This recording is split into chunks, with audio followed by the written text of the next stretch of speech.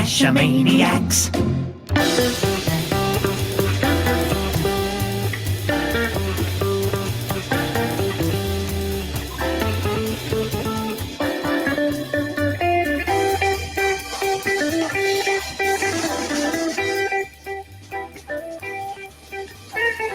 Geo Gearheads. Welcome back to the Geo Gearheads episode 401. And I am Daryl W4, back as usual with Chris of the Northwest. Oh, Daryl, it's so good to have 400 episodes under our belt. Now we're free to talk about the good stuff. Is that what it is? Yeah. We had to get all that little stuff out of the way. Now we're on to the good things. Right. Yeah. Okay. Yeah, I'll take that. In the first 400 episodes. It's a lot of minutia. Well, today we've got a couple of guests to give us some lowdown on Cachetur.no. I butchered that again and tried to not butcher it. But in any case, they're going to help us make it easy tonight. So we're going to welcome both of them onto the show, if I can actually click on the right things. So welcome R. Reagan and Talaire. Did I butcher that as well? I'm sorry. Pretty good, Daryl. Okay, thank you. So welcome and thank you for joining us to give us what hopefully is going to make Cachetur.no very, very easy. One of the things that we wanted to try to do tonight versus previous shows, we tried to show all the bells and whistles from previous shows. And we've come to realize with discussions amongst ourselves that people are wedded to the current process they have. They don't really want to replace the whole thing, at least not for a while. And so if we could come up with a much simpler way to integrate the very useful parts that Cachetur.no provides in their current workflows, that it would be very useful to them and they wouldn't feel like they had to go over a steep learning curve or anything. They would be able to take a set of caches they had found through some other mechanism that they wanted to do a trip around and take those and have Cachetur.no optimize a route around those, compute the times to take the trip, and give them a GPX file that they could just take and run with in whatever else they had in the latter parts of their process. So this would dovetail or integrate very smoothly with what they already do without major disruptions and could be learned quite quickly. So that's what we're going to try to cover tonight is a much shorter route to make Cachetur.no a valuable part of your workflow. Nice. Well, thank you for that. I mean, that is something we're always looking for. Now, this is just what we're looking at tonight is the road trip plan part of this, of your caching adventure, correct? Right. I mean, the general premise is that for this tonight is that you've come to us with a set of caches you want to build a trip around. You got them somehow. Maybe somebody sent them to you. Maybe you found them in a GeoTour or wherever. You have a list of caches, or you have a bookmark list of caches, or they're sitting in GSAC, or they're in a GPX or a Pocket Query, wherever you get them from. People get their cache lists for a trip from somewhere. You don't have to build it like we've shown in previous shows using the Cachetur assistant that you have to install. And people get all scary when they have to install things. Freaks them out. So we're not going to do any installing tonight. And we're going to make it show you simply how to do it without installing anything and yet still get the value of things. There we go. So nobody will get freaked out because, well, first of all, we're, episode 401. So we got freaked out in the first 400 episodes. This is smooth sailing from now on. You got it. Yeah. That's really what I want to push. Yeah. And it's also about taking your current workflow, however you develop your trip, and taking it to the next level with Cachetur. Yes. Nice. Well, let me get out of the way the fact that I was able to meet, is it TW Lair? TW Lair Works or Twelair? Twelair. Okay. I got to meet you in person along with Thomas, the creator of Cachetur.no and some others. Yep. It was an event and I was thinking, well, are they with Cachetur also? Yeah. After the Ape event just a couple of weeks ago. So it was really nice to meet you in person. It's nice to meet you, Chris. And let me tell you, Cachetur, is a wonderful program. There were people at the event, at least one person that says he will use Cache Tour even if he's going out to find just one cache in a day. That's true. I thought because it can give you some handy things like your, what if you leave home, go find a cache and come back home, it'll tell you how long that'll take. Yeah. So it's handy. It kind of tells you how long it'll take. You haven't been caching with me. It could take hours to find one. It might tell you might want to spend hours on it based on previous experiences people have had there. Oh, there you go. Okay, so let's talk a little bit about the workflow. How does this whole thing get started? So we know you can use any sort of method to get a group of caches together. Yep. It could be a pocket query. It could be a list. It could be any way you group caches together. You have to be able to export it out of geocaching.com to be able to import it into. No, that's not necessarily true, is it? That's an option. I did Mystery at the Museum by building a list inside the geocaching app from geocaching.com, exporting it to a bookmark list, building a cache tour trip around it, and then executing the trip. There you go. But that's just one way. I also build them in Cachely. There's a number of ways I build trips, depending on what happens to suit the need for that particular trip. I'm really thinking this would be helpful for a launch of a Geo Tour or GeoCoin challenge. When you've got 20, 30, 40 caches to find in a day, and you end up driving what you hope is the most optimized route, but you really don't know. Right. That's true. You know, let's just say that Geo Tours are a perfect fit for this kind of thing, and that might happen one of these days. Nice. Okay, so let's walk through the workflow. So we've got our list of GC codes. Well, I can be bold and try to share screen. That froze my machine a few minutes ago, so we're going to try it again. First time I've used. It looks more promising. We want to use this window, I think. I've got a cache tour there. Thank you. This is looking better than it did before. Are we sharing anything yet? Not quite now. We're ready to. Is it up? Yep. Okay. This is the Cache Tour homepage. I don't have any trips at the moment. If I did, it'd show some in here. What I want to do is create a new trip over here on the right-hand side of the dashboard. Click that. And we'll get or name our trip. The first one we're going to do, we're going to take the old favorite, New York to Washington, D.C. that was done long ago, and then I reprised that for show 375. We're going to do it again. One more time. We like it so much. New York to D.C. We're creating the trip definition here. So I'm declaring it to be a hike car trip. I don't want to walk it. Destination will be Washington, D.C. We're going to do, say, all day. We don't particularly going to pin the time down too much yet. And we'll set it sometime out in the future, just to set a time, set a date. We're going to do this thing. And Cachetur will figure out what the right time zone will be. We don't have to worry about that just now. No.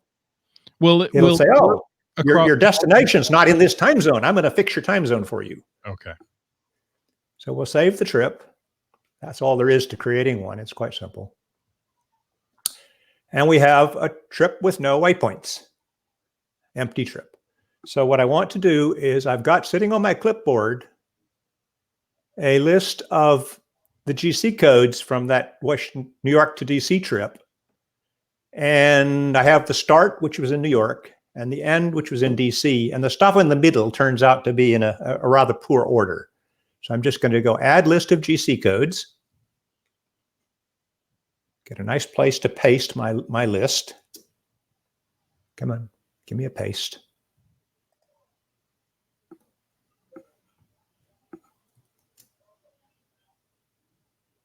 Well, might have to go copy them while going to the clipboard again for a second here. I thought I had them there, but things go owry sometimes. Recopy. And if I recall, the list of GC codes is just the GC code alone. And either a comma or a space Yeah. to separate them. That's right.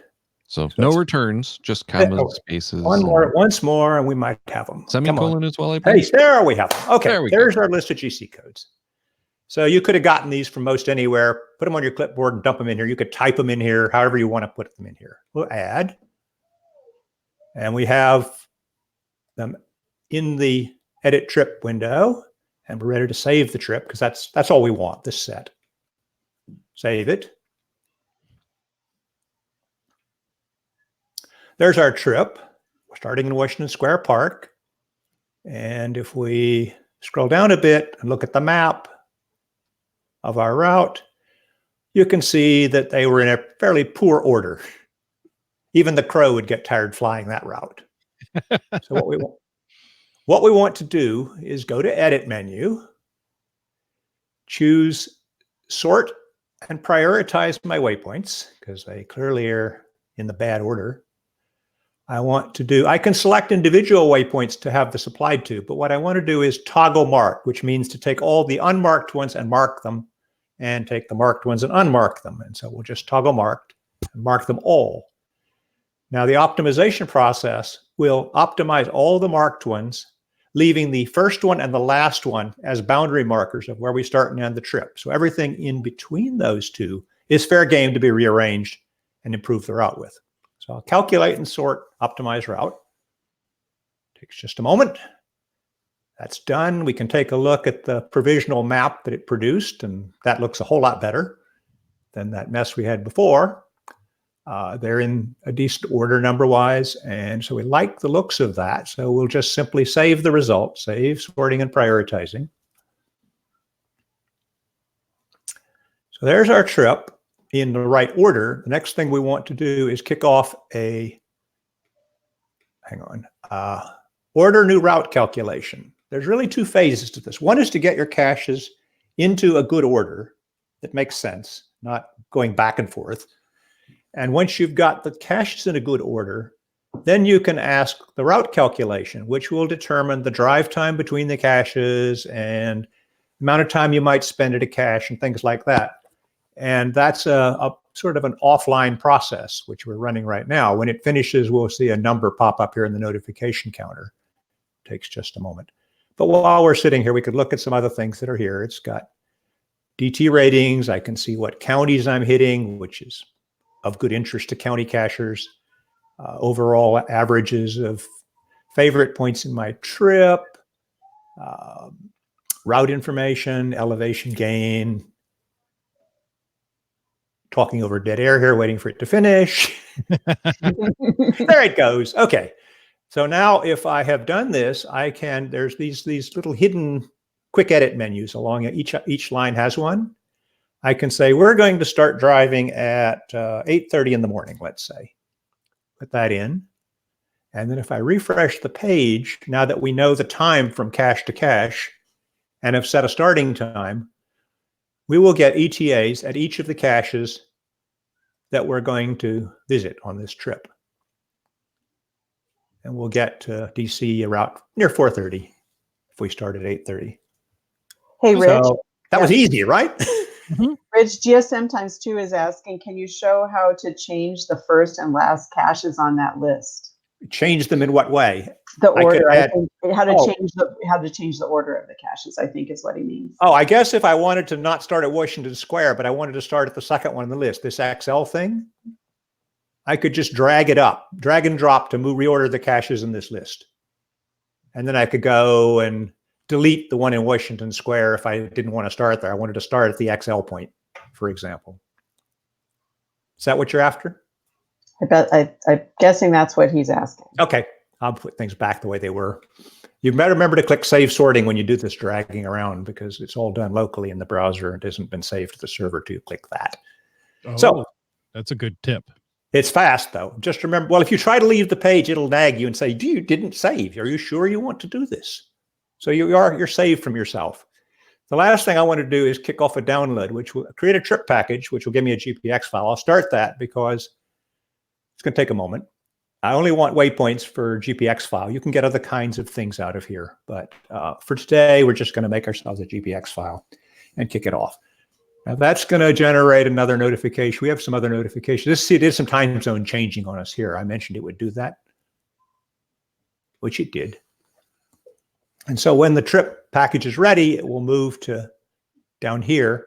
If you happen to leave this screen, you can go over here to your main menu of your user and go to the download screen this way. So you can get back to that screen to get your download once it actually finishes, should you navigate off somewhere else. So that's the process to take it from a list of caches you've got from somewhere sitting on a clipboard. This is rather boring sitting and waiting for this, so why don't we just move on? It'll be there later. Go back to the dashboard. I'm going to create another trip. This one we're going to use our source of data of caches is going to be a bookmark list. And in particular, there is a challenge in Nevada to find all 17 counties, visit a cache in all 17 counties. And that's worth the original fizzy type thing too. So it's something people tend to do. So I'm going to name this. It's a rather longer trip than I want to show today. So we're going to name it Nevada Trip Part 1. I'm going to break it into 2 days here at least, but not on this show. Go to car trip. My destination is going to be Las Vegas, Nevada, all day long. And we'll push that out in the future sometime. Towards the end of the month, maybe. And we'll just save this new trip that we just created. There we go. No waypoints. First thing, though, is we're going to start at Las Vegas Airport because we're going to fly in. We don't live there. So there's a tool called geocoding. Give that a second. And I want to have it find for me the coordinates of Las Vegas Airport, Las Vegas, Nevada. All right. So you can just type that into that search and it'll come up with. Well, let's see what happens. Okay. Las Vegas Airport, Las Vegas, Nevada, United States of America. That's probably our airport. Is it? No, that's actually let's fix that. That looks all right. Is it the right place? We're near an airport. Let me revisit that. This is quite what I expected. There it is, McCarran International. That was the name I wanted. Yeah, we're right in the middle of runway. There you go. And this is going to be added to this trip, Nevada Trip Part 1. To add, it added the waypoint. I can get to my trip easily with this extra link it gives me here. I now have one waypoint, the airport. And I've got some piece of junk that got put in there, which we'll get rid of from that other failed attempt to do something over there at the middle of Las Vegas or something. Okay, now I got my bookmark list I want to add next. So I go to edit. I can import from lots of places. A bookmark list is one of them. I mentioned you could do GPXs. You can do it from Pocket Query. So you've got a variety of sources you can use, but we're going to use bookmark list today. And look at my bookmark lists, of which there are many. Nevada Part 1. Import.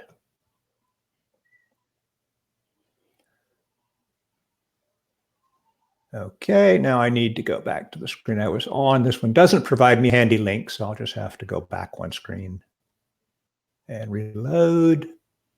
I got it. Okay.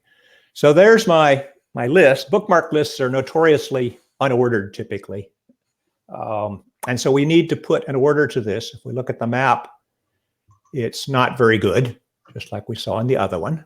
We go right through the middle of Area 51, and we really don't want to do that. You want to do it once. Just once, I think. So we're going to go to sort and prioritize just like before. This is actually the same flow from this point to what we did before.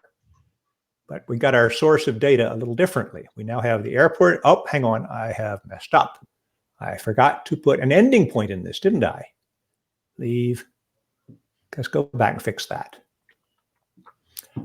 Okay, here's our list. We're starting at the airport. We want to end up at the airport at the end of our day. So I will simply go here and clone this waypoint, which will put the airport clone. It goes to the bottom of my current list. So I start at the airport and I end at the airport, which is precisely what I want to do. So let's try sorting again now that we've got start and end set properly. Okay, toggle mark to do them all. Scroll down and calculate and sort by optimal route. That looks a whole lot better. So, Rich, Yes, for those that are listening at home, this did plan around Area 51 and didn't have you go through it. that's right. So it knows where the roads are. It knows where, you're not supposed to travel, right? The Nevada National Security Site. In a couple of weeks, though, there's supposed to be, several 100,000 people raiding there. So you might not want to go during that time. That will be interesting. Won't it, Now, though? you'll notice there's one oddity on this. This one up at the top here is XKD 380, which is the oldest cache in Nevada. So I added that to this route, even though it doesn't buy me a new county, as I recall, because I'm that close, I might as well get it Right on this trip. So there's what it looks like. We do like that route. It looks pretty nice. We'll save it. And we will order a route calculation, just as we did before. These icons on these, if you hover over them, will tell you things. Cache has child waypoints. That brings up a good question. Uh-huh. If it has a parking coordinate, will Cache Tour use that parking coordinate, or does it use the actual location of the cache? It uses the cache, but there was a feature added not too long ago to let you tell it to use the parking coordinate instead. As your destination. This one, what's that say? This cache has been found by some of my friends, Poan, Tomfrey, and Dolfinando. How about that? How about that? I can also open up any one of these caches and see close to what you'd see on the web page for the cache.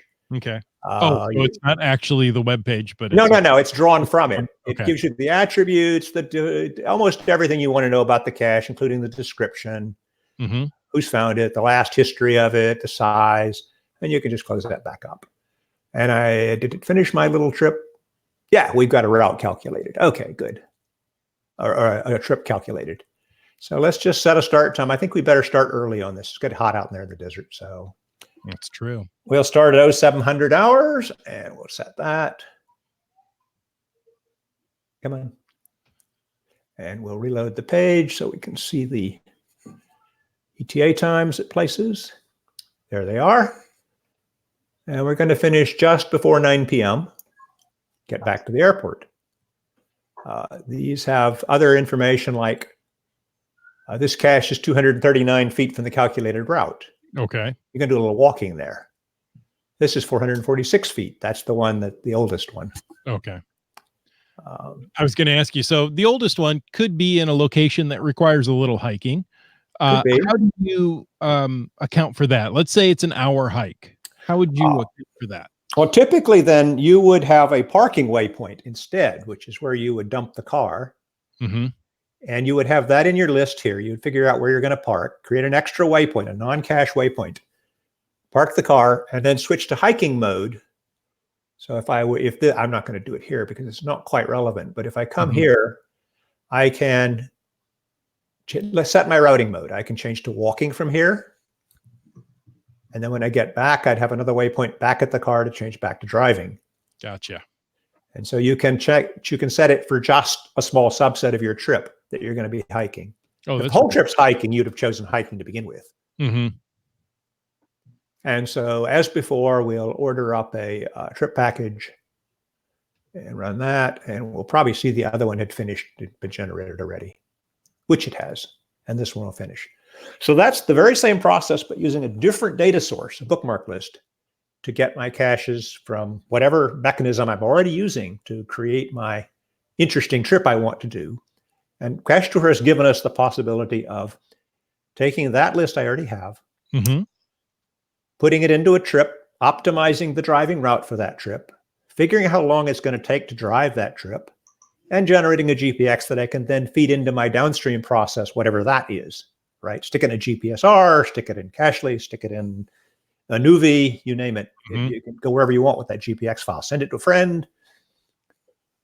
So very nice. Now, how easy is it to say, oh, you know what? I'm looking at this trip and, it's ending a little sooner than I wanted. I want to add a couple more caches. Then you would fall back to what we had done earlier. just a quick look at it. Let's go back to that trip and we'll just look at how that might be done quickly. There we go. So I could just do add waypoint. Since I presumably have a GC code I got from somewhere. Mm-hmm. Come on, give me. And just type in my GC code, GC30. We're going to go to Mingo. Okay. Not that's really, but you do that and it'll add it at the end by default. So it did that. That's probably not a good idea in the whole scheme of things.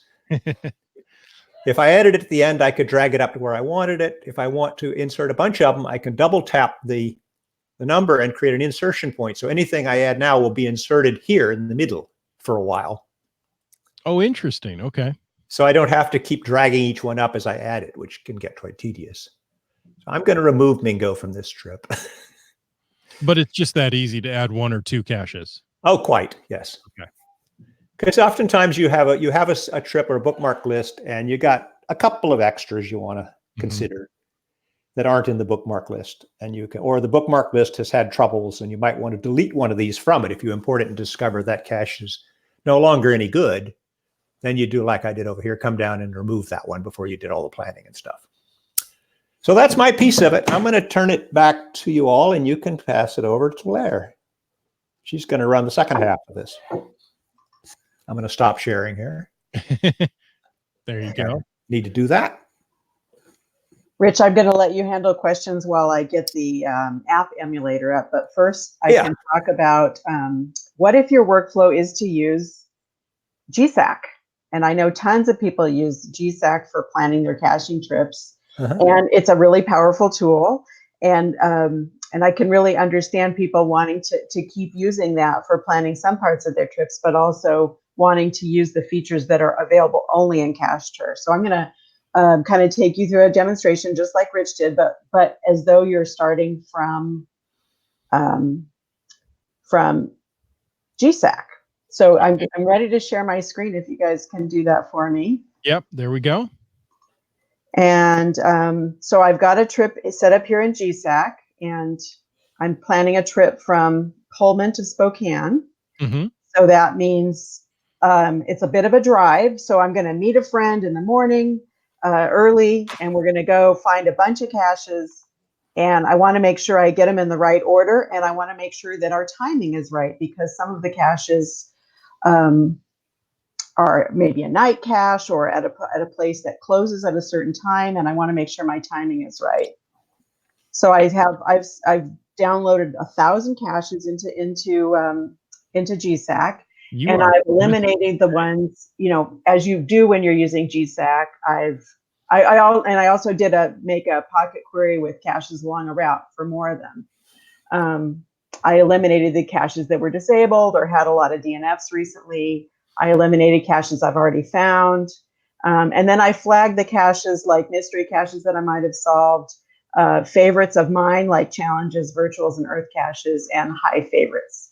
So I flagged a bunch of caches, and I'm going to select those right here. So now I have a list of 44 caches that I'm going to try to attempt on this caching day. Okay, 44 sounds far more reasonable than 1,000 in a day. Yes. And I've already created a trip. Rich already went through this, so I'm not going to do that. But I have an empty trip here that you can see. So back in, and I'm just remember. I may be able to show you something because I just remembered I'm using a different computer that I was not planning to use today. So I'm going to actually, you guys get to see me downloading the macro. Hey, how about that? Yay. So there is a Cachetur macro.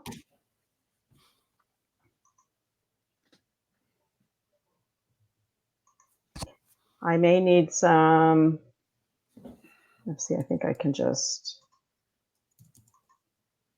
run this.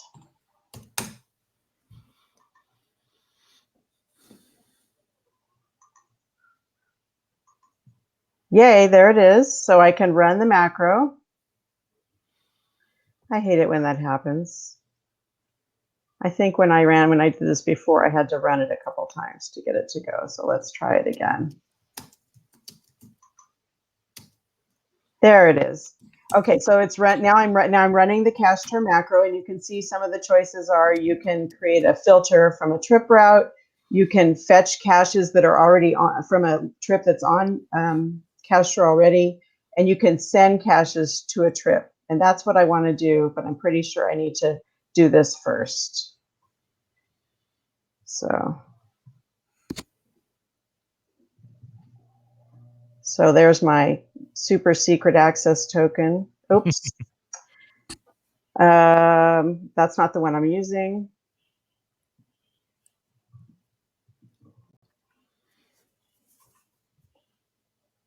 Okay. So I'm going to send, so I have a filter, and I'm going to go ahead and send the caches, the 44 caches in this filter to the trip by just clicking this one button. And it lets me pick the trip. Mm-hmm. And I've got a couple trips here, but this is the trip I want, day in Spokane. And I'm going to say all in current filter. So it sends all 44. And it sent 44 caches. So that's really wonderful. That was really quick. Yep. And it's just sending, I don't need this one, sorry. We don't want that. And here we go. So if I refresh the trip, there's the caches. So, and there's going to be 44.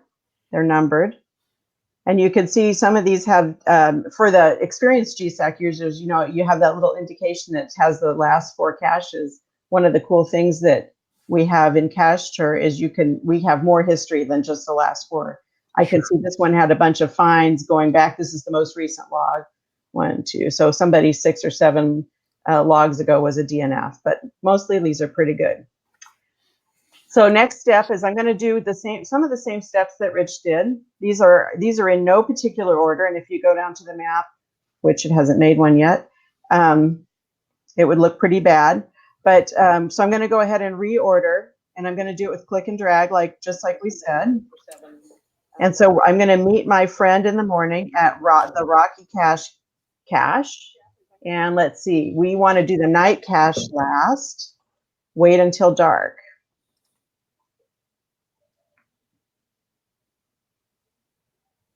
So if I just click and drag those, now the ones in between are in no particular good order, but I can do the same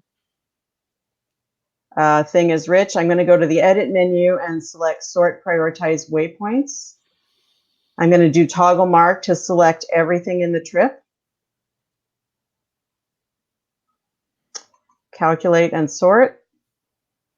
And you'll notice, first of all, that all of them turned green when it was finished sorting. So that's a nice thing that you get a visual for when it is sorted. And then I can look at my map and see that, oh, this route really does kind of make sense. It's getting me all around here. So that looks good. So you just want to do save, sorting, and prioritizing. So we're going to order new route calculation. So that's under the edit menu as well. Down here, order new route calculation. And that will do 2 things. That's going to calculate the time it's going to take to get from cache to cache and how long it expects me to spend at each cache based on both my own personal settings that I may have set and the difficulty, terrain, cache type, all those kinds of things, and how far it is from the route as well. So it does take difficulty and terrain into account when determining how long you need to be at a cache. And cache type, all of those things. Yeah, wow. It's like a magic box. Sure. And that's also going to, it's also going to fix the map, which is pretty good already. So I'm going to go ahead and do the same thing that Rich did to set my start time. You do that right here in the box that says stop or ETA override rather. Mm-hmm. And we are always early starters, so we're going to start at 7. And it says calculation is complete. So if I click on that box, it'll refresh everything. And then you can see that it's got our times calculated.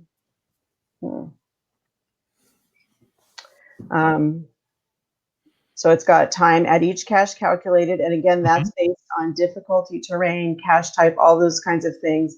And you can also set your own preferences. So say you add extra caches. There's a setting to say I find a lot of extra caches along the day, or I stick to the plan, just straight to the plan. There's another setting that's called cache administration. So this is, some people are like, they've got their stamp, they're ready to go, they stamp the logbook, and they're bam, back in the car. Others of us take a little bit more time. We want to enjoy the moment, or stop and take a lot of pictures at GZ, or we do a lot of high fives, that kind of thing. So you can increase the time at each cache for that kind of activity. Especially geocachers with long names. Yes, yes. Some people even drink champagne. Ooh. Only at very special caches. That's right. We see that Tom Frey has joined us in the chat. Woo! Welcome, Thomas. You can see on this trip, it's calculated the times at each cache, and we're going to arrive at that last cache, which is a night cache, at about, I'm sorry, my time here is on 24-hour time. So I'm going to get there at about 7:20 p.m. And you can see here that I'm also showing that you can automatically, you can turn this on or off, but you can see different times like noon, sunset time, and then civil twilight when it's starting to be actually dark. So we're gonna arrive, according to my calculations, we're going to get to that night cache at the perfect moment.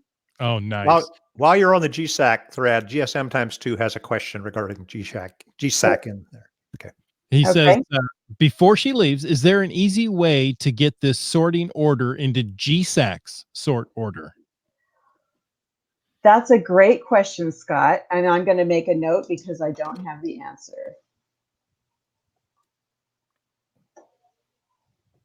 I don't know that, but I'll get back to you. Okay. Coon and Bud says, gee, I need to use this on my trip to going caching. Yes, that would be perfect for it. And we're talking about going caching. I want to make sure that anybody who's watching does say hi to me. I'll be at GeoCoin Fest in Homa and also at Going Caching. So I'd love to talk with you and answer your questions about Cachetur at either of those events. Nice. GSM times 2 says he loves you, by the way. Oh, that was for the GSAC love. Yep. Well, you're pretty awesome, Scott. So, Rich, I'm going to let you take a couple questions while I get set up with the emulator. And you guys can take me off of the screen share while I do that. Yeah. What we're going to do next and we'll show you is that we've shown you several ways to take a set of caches from whatever your resource is, be it a list or a bookmark list or a pocket query or GSAC or wherever you might get it from. Maybe you got it from one of those aliens in Area 51. I don't know.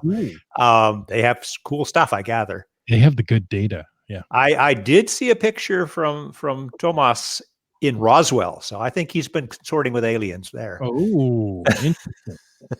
That's why the software is so good. Yeah. In any event, what we're going to do is we've shown you various ways you can plan a trip. What we haven't talked about is how Cachetur can help you execute the trip.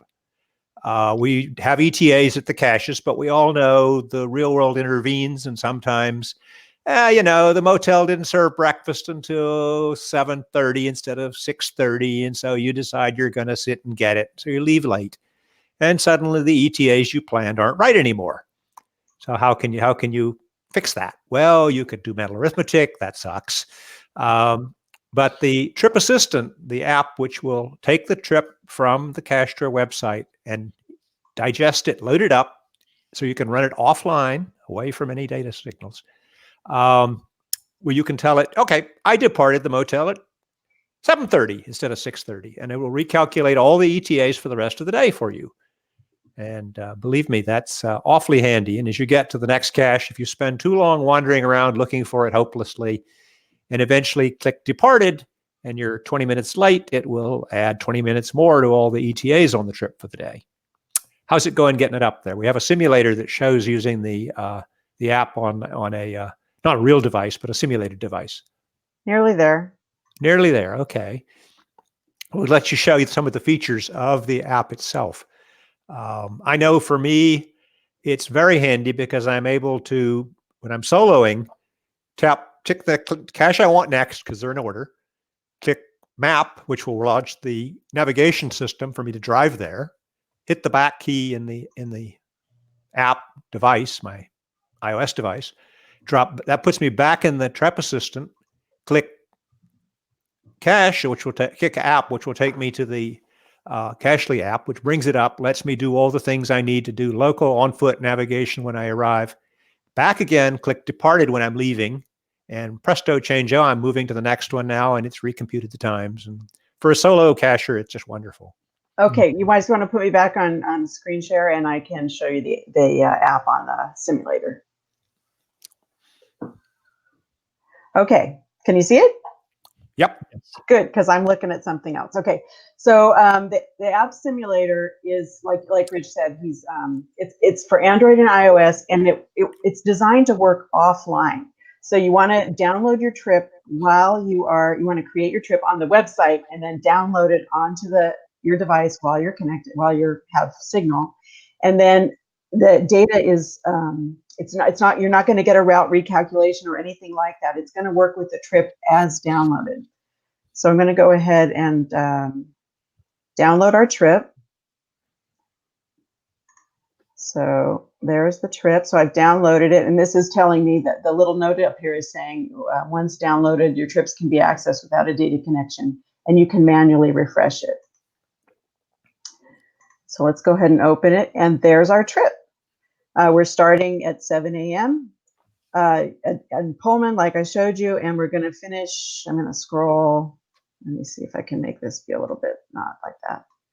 Scroll, scroll, scroll all the way down, and we're going to finish up here at the night cache. And then just to show you some of the things that Rich was mentioning.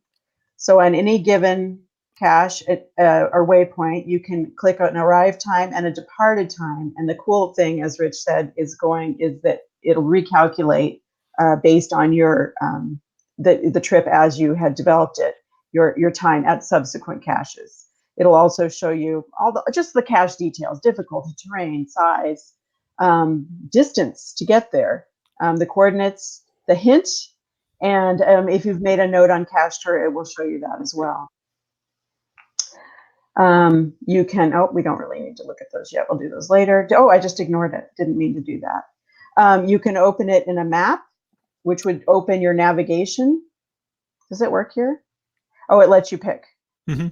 So first time, yeah. The first time it lets you pick, and then after that, it's gonna open it by default with that app.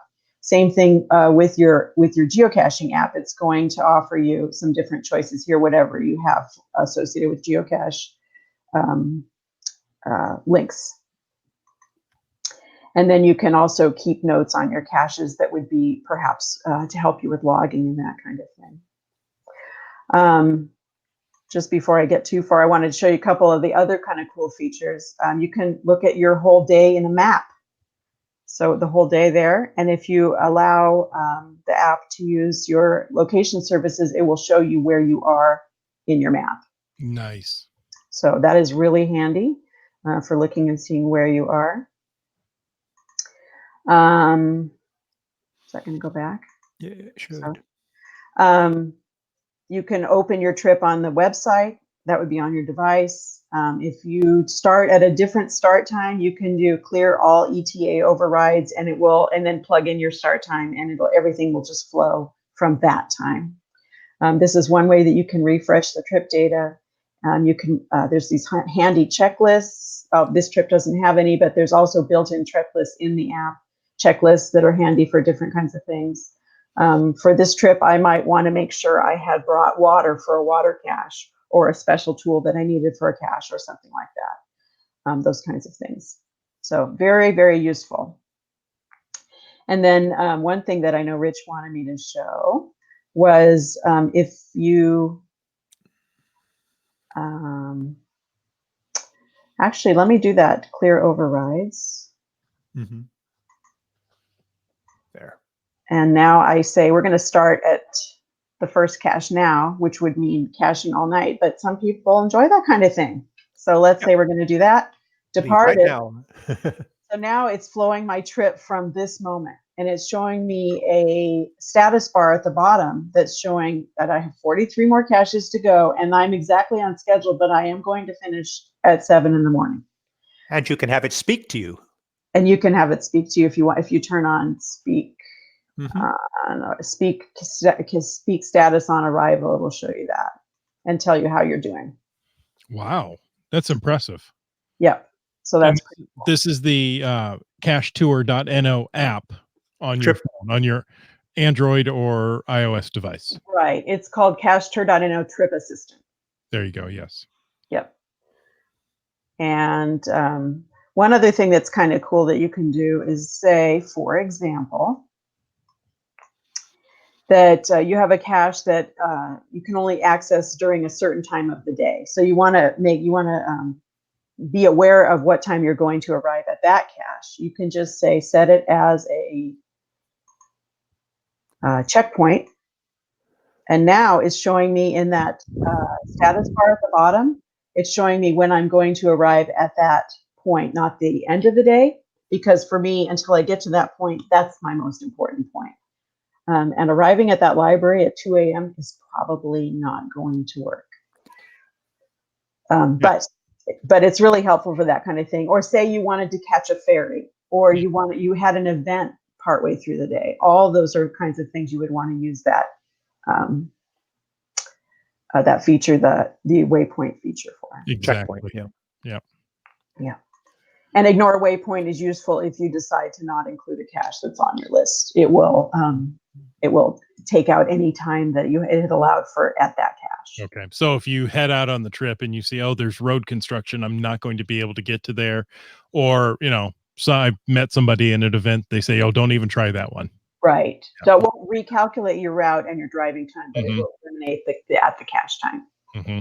Well, in the chat, Thomas says, pro tip, set the start later than you really plan to and leave a bit earlier. That way you'll always be ahead of schedule. It's a huge psychological boost. I love it. Sounds like someone who's been traveling for about 4 weeks. Yep. Okay. Well, thank you. That was great. We have a question that was sent in by email, if you don't mind me reading, from Starcacher. He says that whenever I plan an all-day trip on Cachetur, by the end of the trip, the timing of the caches are always off by an hour or two. This either forces me to skip the last of the planned caches for the trip or to actually plan a day ending a couple hours earlier, knowing that the trip will take that much more time to complete. This extra time is needed because, one, the travel time between caches is longer than planned due to construction or misturns. Two, because of the extra time taken looking for DNFs. Or three, because of the unplanned time needed to walk from parking areas to use the cache locations, or snack and restroom breaks along the way as needed. I know you can adjust the ETA on each cache, but I do not want to have to do this on every cache because I later decide to add or subtract a cache earlier in the trip. I would need to adjust every subsequent override. Is there a way that I can adjust the calculations that Cachetur does for travel time and or cache search durations to make it estimate more time for every cache automatically? I think we talked about that, but once more, let's go over that. And he has one more question. Rich, do you want to take that one, or do you want me to show? We've touched on parts of it. We mentioned the admin time, which is your overhead time per cache that you visit. If it's going to take you, if you need 5 extra minutes to get back to the car, talk to somebody, check something off on a piece of paper, that might include getting the cache back into the Bison tube, the log and stuff. You have an estimate of how long you're going to spend as overhead on a cache. You can put that in admin time and it will be applied uniformly to all the caches on your trip. There is a second thing, which is, I've forgotten the name of it, but it refers to bonus caches, the name of the setting. Yep. But you can set a number that will say, pad my trip by this much so I can have some chance to do some cool stuff if it strikes me partway through the day. There are other people who take you can set priorities on caches, and a lot of people customarily set priority 3 to mean this is a cache that's not to be included in the routing. I want it visible, but don't route with it. And so if you find yourself ahead of schedule, you might say, oh, I'll take that priority 3 and do it now. Mm-hmm. Right? It becomes a chance to be one of your bonus caches. There's an odd way to use the admin time if you happen to be doing nothing but a power trail, because the DT ratings on those are sometimes pretty wonky. You can set the admin time negative so that you can effectively override what it's trying to compute for these wonky times across the thing and get a more accurate kind of number for a power trail. I tend not to try to use it for routing power trails. They're typically well-defined routes. Simply set an entry for the first one and then stop routing there until I hit later in the day where I'm going to route after I finish it, and set an ETA for that when I get there in the trip assistant, for example. There's no point routing several hundred caches in a power trail. It's not very interesting. Okay. Did I get the points he wanted there? I think you did. Yeah. Okay. And so you can adjust that, and it'll universally adjust your schedule as needed. Right. He has another question. Is there a way that I can add a rest or food waypoint occasionally that has a duration, let's say, of 15 to 30 minutes, but no specific start or end times? And then Cachetur will adjust all future cache timings accordingly as part of this pre-trip planning process? Well, if I were doing that, I would probably lay in the initial route, compute the times, and look and say, I like to eat about 1 o'clock, let's say. Where am I going to be? Maybe snoop around and see if there's a fast food joint near there or something. Mm-hmm. Use the geocoding tool to get its coordinates and add it as a waypoint. And then I can add that to my navigation process. I can say how long I'm going to stop there by entering that in the quick edit menu. I want 30 minutes or something. And presto, you have a food stop now. Gotcha. And I do a slightly different version of that, which is to put in a 30-minute, maybe put in a 30-minute lunch stop later than I know I'm going to do it. So I might put in my lunch stop without a location, only a time, and then just make sure that when I actually do my lunch stop, I can say ignore waypoint on that later waypoint. Mm-hmm. Because if I find a cache or go to a waypoint after that, it's going to automatically ignore my 30 minutes that it's at no particular time. So just I put that 30-minute block for lunch, or if I know I'm going to want a couple breaks, or we're going to go in and do some thrift shopping, which we do sometimes. I'll just put kind of that random time slot later than I know it's going to be, and then we'll just go past it as we go through the day.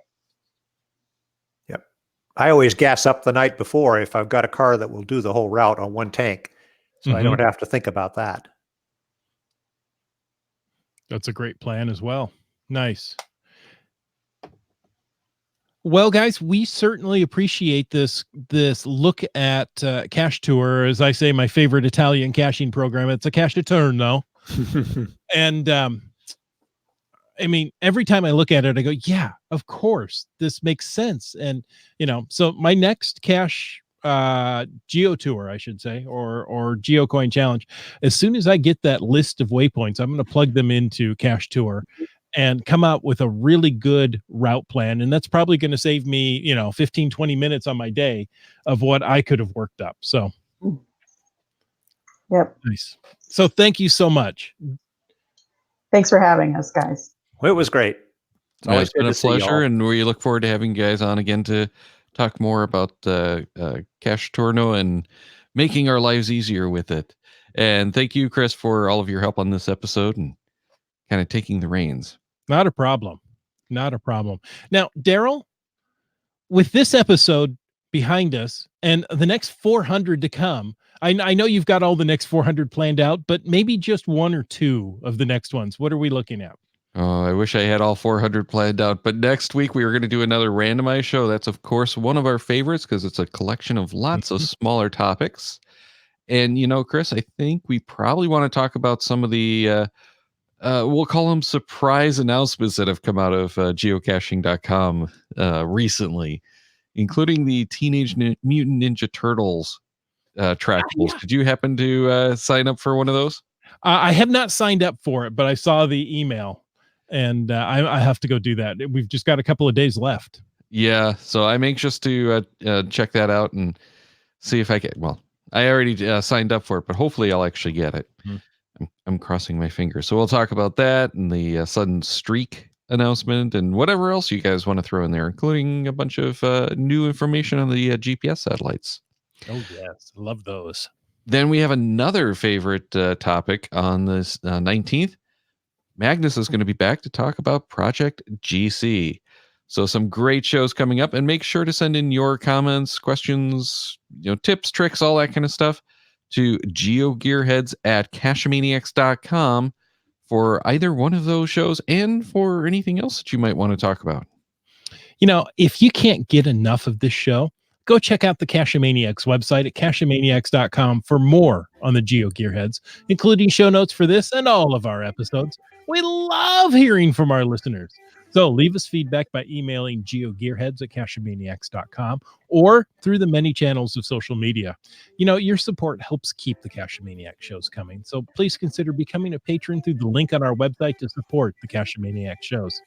Geo Gearheads is produced by Chris Umfenauer and Daryl Wattenberg. The show's copyright 2019 by Daryl Wattenberg. All rights reserved.